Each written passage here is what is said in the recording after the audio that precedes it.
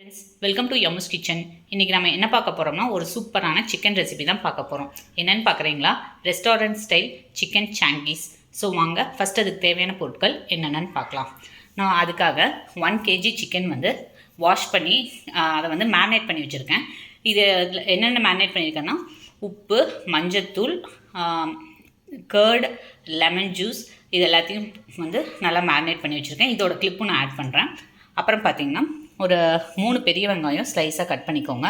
ஒரு 15 முந்திரி, அப்புறம் ஒரு டேபிள் ஸ்பூன் வந்து ஜிஞ்சர் கார்லிக் பேஸ்ட், ஒரு 2 தக்காளி வந்து ரஃபாக சாப் பண்ணி வச்சுருக்கேன்.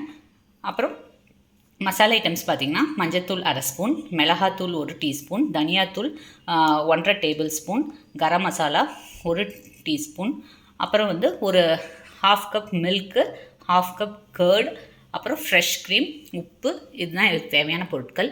இப்போ வாங்க எப்படி செய்யலாங்கிறத பார்க்கலாம். சிக்கனை மேரினேட் பண்ணிடலாம். ஸோ சிக்கன் வந்து நல்லா வாஷ் பண்ணி எடுத்து வச்சாச்சா. இதில் வந்து இந்த சிக்கனுக்கு தேவையான அளவு சால்ட் ஆட் பண்ணிக்கோங்க. சால்ட்டு, அப்புறம் மஞ்சத்தூள் ஒரு 1/2 டீஸ்பூன் ஆட் பண்ணிக்கோங்க.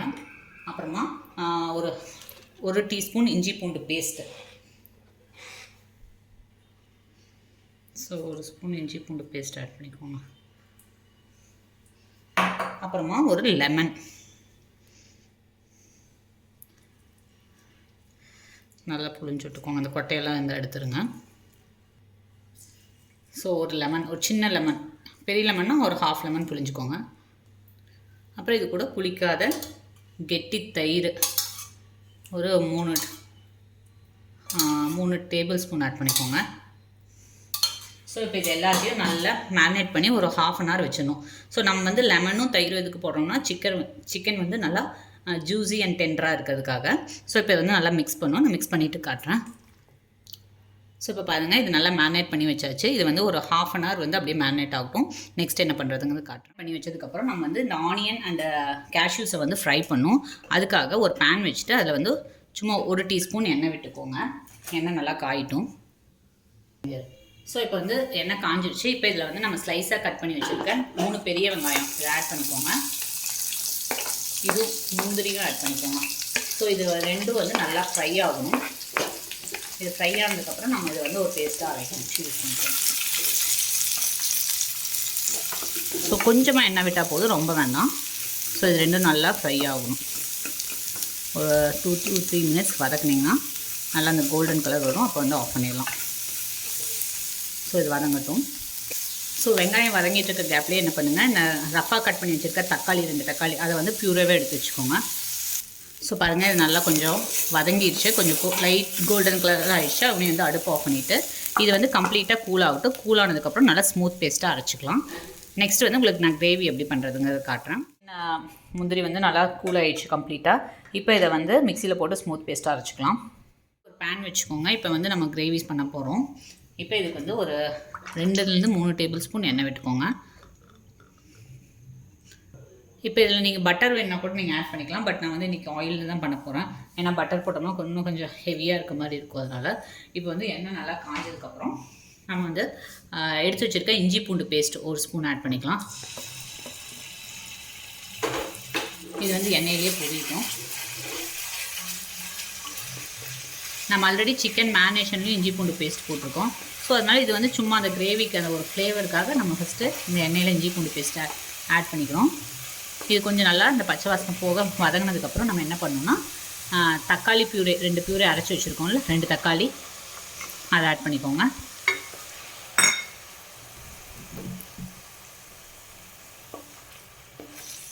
ஸோ இப்போ இந்த இஞ்சி பூண்டு பேஸ்ட்டு இந்த தக்காளியெல்லாம் நல்லா இதாகட்டும். இது கொஞ்சம் நல்லா பச்சை வாசனை போகிற அளவுக்கு கொதிக்கட்டும். இப்போ பாருங்கள், இந்த தக்காளி லைட்டாக எண்ணெய் பிரிஞ்சு வருது. இந்த ஸ்டேஜில் நம்ம அரைச்சி வச்சுருக்க வெங்காயம் முந்திரி பேஸ்ட்டு இதை வந்து ஆட் பண்ணிக்கலாம். நல்லா திக்காகவே ஆட் பண்ணிக்கோங்க. அப்புறமா நம்ம தண்ணி ஆட் பண்ணிக்கலாம். ஸோ ஆட் பண்ணிட்டு இதை நல்லா மிக்ஸ் பண்ணிக்கோங்க.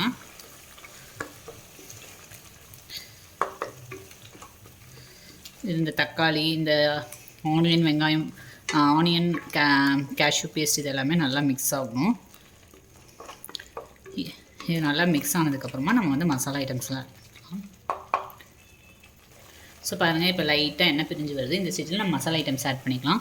மஞ்சத்தூள் 1/2 ஸ்பூன், மிளகாத்தூள் உங்கள் காரத்துக்கு ஏற்றாப்புல ஆட் பண்ணிக்கோங்க. நான் வந்து 1 டீஸ்பூன் ஆட் பண்ணுறேன். கரம் மசாலா 1 டீஸ்பூன், தனியாத்தூள் 1/2 டேபிள் ஸ்பூன் ஆட் பண்ணிக்கோங்க. அப்புறம் இந்த கிரேவிக்கு தேவையான அளவு சால்ட்டு. நம்ம ஆல்ரெடி வந்து மேரினேஷன்லேயும் சால்ட்டு போட்டிருக்கோம். ஸோ அதனால் இந்த மசாலாவுக்கு மட்டும் தேவையான அளவு சால்ட் ஆட் பண்ணிக்கோங்க. பத்தலைன்னா அப்புறம் கூட ஆட் பண்ணிக்கலாம். ஃபஸ்ட்டு ஆட் பண்ணி அதிகமாக போயிடும், அதனால் பார்த்து ஆட் பண்ணிக்கோங்க. இப்போ இது எல்லாமே நல்லா மிக்ஸ் பண்ணிக்கோங்க. ஸோ பாருங்கள், இது எல்லாமே நல்லா மிக்ஸ் பண்ணியாச்சு. ஸோ இது வந்து அப்படியே 1 நிமிஷம் அந்த எண்ணெயிலே வதங்கணும். இப்போ வந்து அடுப்பு ஆஃப் பண்ணிவிட்டு, ஏன்னா நம்ம வந்து பால் ஆட் பண்ண போகிறோம். ஆன்லேயே வச்சுட்டு பால் ஆட் பண்ணால் ஒரு மாதிரி திரிஞ்ச மாதிரி ஆயிடும். அதனால் ஆஃப் பண்ணிடுங்க. ஆஃப் பண்ணிவிட்டு ஒரு 1/2 கப் மில்க்கு இதை ஆட் பண்ணி நல்லா மிக்ஸ் பண்ணி விட்டுக்கோங்க. கொஞ்சம் கொஞ்சமாக ஆட் பண்ணி இதை மிக்ஸ் ஆனதுக்கப்புறம் நீங்கள் வந்து பற்ற வச்சுக்கலாம். இல்லைனா லோ ஃப்ளேமில் கூட நீங்கள் வச்சு இது பண்ணிக்கலாம். ஸோ இது மிக்ஸ் ஆகிடுச்சு. இப்போ திரும்ப கேஸ் ஆன் பண்ணிக்கலாம். ஸ்டவ் ஆன் பண்ணிக்கோங்க. இப்போ ஒரு 2 செகண்ட்ஸ் இதாகட்டும், குக் ஆகட்டும். ஸோ ஒரு 1/2 teaspoon Kashmiri red chilli add பண்ணிக்கோங்க. அது வந்து அந்த கலருக்கு உங்களுக்கு நல்லா ஒரு மாதிரி நல்ல ரெட்டிஷ் கலராக வரும்.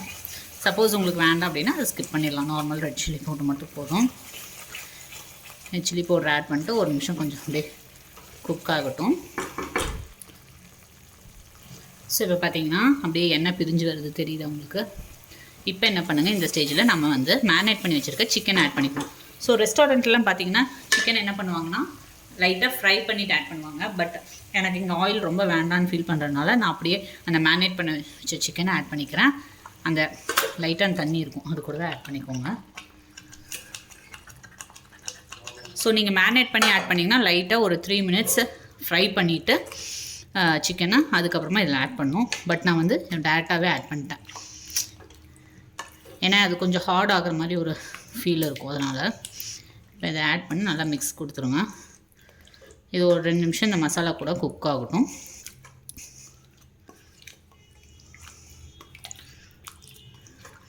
ஸோ இது அப்படியே ஒரு 2 மினிட்ஸ் குக் ஆகட்டும். ஸோ இப்போ பார்த்திங்கன்னா லைட்டாக ஒரு கொதி வர ஆரம்பிக்குது. இந்த ஸ்டேஜில் நம்ம இந்த சிக்கன் வேகிறதுக்காக கொஞ்சமாக தண்ணி ஆட் பண்ணி ஒரு 10 மினிட்ஸ் குக் பண்ணலாம். ஸோ உங்களுக்கு எவ்வளோ தண்ணி வேணுமோ அந்தளவுக்கு ஆட் பண்ணிக்கலாம். ஸோ நான் வந்து ஒரு சின்ன கிளாஸில் தண்ணி ஆட் பண்ண போகிறேன். சின்ன கிளாஸ் ஓரளவுக்கு ஒரு கிளாஸ் தண்ணி ஆட் பண்ணி இதை நல்லா மிக்ஸ் பண்ணி விட்டுருங்க. பண்ணிவிட்டு ஒரு லிட்டு போட்டு ஒரு 10 மினிட்ஸ் நல்லா குக் ஆக விடுங்க. 10 மினிட்ஸ் கழித்து நம்ம ஓப்பன் பண்ணி பார்க்கலாம். ஸோ பாருங்கள், இப்போ ஒரு 5 மினிட்ஸ் மேலே வச்சு அப்பப்போ ஓப்பன் பண்ணி வந்து மிக்ஸ் மட்டும் பண்ணி விடுங்க. ஏன்னா முந்திரி ஆட் பண்ணியிருக்கனால அடி பிடிக்கிறதுக்கான சான்சஸ் இருக்குது.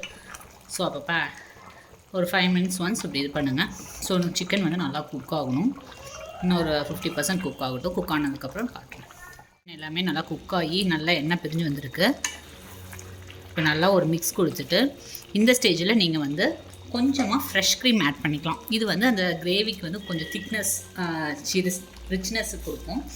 இல்லை நீங்கள் ஃப்ரெஷ் க்ரீம் ஆட் பண்ண விரும்பலைன்னா இதை ஸ்கிப் பண்ணிடலாம். நான் கொஞ்சமாக ஃப்ரெஷ் க்ரீம் ஆட் பண்ணுறேன்.